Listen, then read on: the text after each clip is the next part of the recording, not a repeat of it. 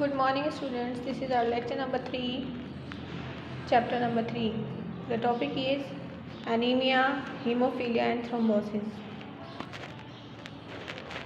Students, ये तीनों disease क्यों होती है और इसके सिम्टम्स क्या होते हैं कि हम पहचाने के ये पेशेंट्स को ये वाली डिजीज़ हुई है। सबसे पहले आता है anaemia.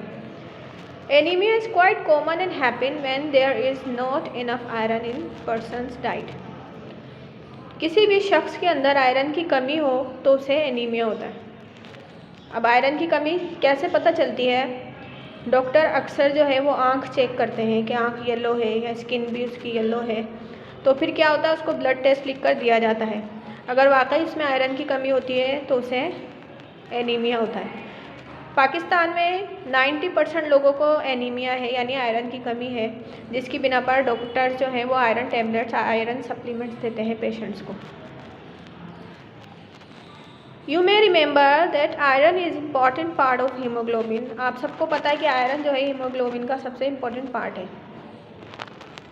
The oxygen carrying substance in blood cells, क्योंकि हीमोग्लोबिन का काम क्या होता है, ऑक्सीजन लेकर जाता है पूरी बॉडी में.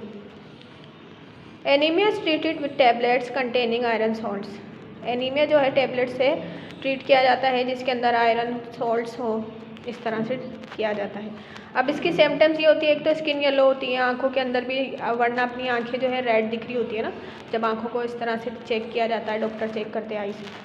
लेकिन जिसको एनीमिया होता है ना वो येलोइश होती है. दूसरा ये कि एनीमिक पर्सन जो है ना थोड़ा सा काम करते हैं तो उन्हें थकन महसूस होने लगती है, उनको थोड़ी थोड़ी देर में थकन महसूस होने लगती है. रीज़न ये उनमें आयरन की बहुत ज़्यादा कमी होती है जिसकी वजह से इनकी एनर्जी कम होती है. Next is haemophilia. Haemophilia is a disease that can be passed on by parents to their children. Haemophilia एक ऐसी डिजीज़ है जो पेरेंट्स से उसके चिल्ड्रन में आती है. यानी हीमोफीलिया ऐसे ही किसी को डिजीज़ नहीं हो जाती है, जैसे हमें बुखार हो गया, मौसम सीज़न है, वायरस फैल रहा है, कोरोना वायरस फैल रहा है तो ये एक दूसरे से लग रहा है. तो हीमोफीलिया ऐसी बीमारी है जो एक दूसरे से नहीं लगती. ये अगर पेरेंट्स को है तो उसके चाइल्ड को होगी, और पेरेंट्स को नहीं है तो उसके चाइल्ड को नहीं होगी. The haemophilic can not make the chemical needed to make the blood clot. Haemophilic patient जो होते हैं ना, उनका ब्लड वो केमिकल नहीं बनाता जिससे ब्लड क्लॉट हो. ब्लड क्लॉटिंग इसे कहते हैं. मतलब अगर आपको थोड़ी सी चोट लग जाए या कट लग जाए तो थोड़ा बहुत खून बहता है, फिर आपको वो जम जाता, रुक जाता है, इसे ब्लड क्लॉटिंग कहते हैं. And heal wound. Heal wound मतलब कहीं भी सीवियर आपकी चोट लग जाए ना, जैसे चोट लग जाती है तो आप क्या करते हैं, डॉक्टर के पास जाते हैं, वो आपकी स्टिचिंग कर देते हैं, यानी कि टांके लग जाते हैं और पट्टी बांधते ब्लड रुक जाता है. लेकिन हीमोफिलिक पेशेंट है ना, उनका ब्लड नहीं रुकता. इवन अ स्मॉल कट और स्क्रैच कैन ब्लीड डेंजरसली. हत्ता कि छोटा सा छोटा कट भी लग जाए ना तब भी ब्लड जो है ना बहुत बुरी तरीके से निकलता है. Unless medical treatment is given urgently. और यही वजह है कि उनको फ़ौरन से मेडिकल ट्रीटमेंट दिया जाता है, वरना तो इनका ब्लड ज़ाया हो जाता है. देन है thrombosis. Thrombosis a clot of lump of blood protein. Thrombosis जो है ना ब्लड प्रोटीन का क्लॉट होता है.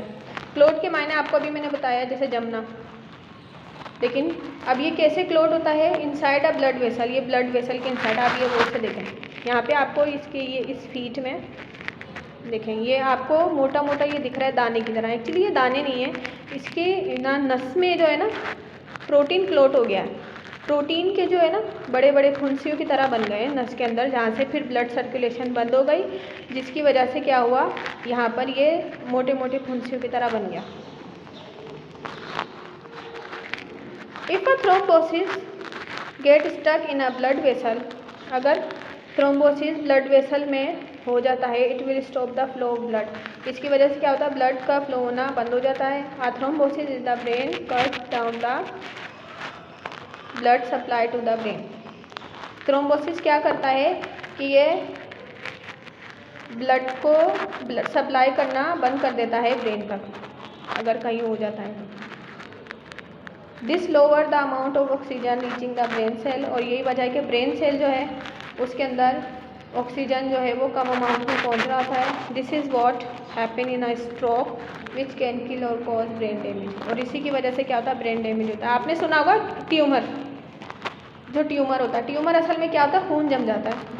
जैसे अभी थ्रोम्बोसिस में दिखाया ना, खून और प्रोटीन या खून जम जाता है, क्योंकि प्रोटीन वैसे भी ब्लड में शामिल होता है। अब वो खून जो है दिमाग के अंदर जम जाता है, उसकी वजह से क्या होता है, दिमाग को ऑक्सीजन कम तादाद में मिल रही होती है, जिसकी वजह से दिमाग के सेल जो है वो डैमेज होना शुरू होते हैं। अब ये ट्यूमर की वजह से जो है ना वो नस भी फटने लगती है, वो ट्यूमर की वजह से वो ट्यूमर फैलता चला जाता है, जिसकी वजह से ब्रेन जो है काम करना छोड़ता चला जाता है और इस वजह से डेथ भी कॉज हो जाती है और ब्रेन भी डैमेज हो जाता है। तो ये था हमारा आज का टॉपिक। उम्मीद है कि आपको पसंद आया होगा। अगर कोई भी आपकी सवालात हैं तो वो आप कर सकते हैं। Thank you.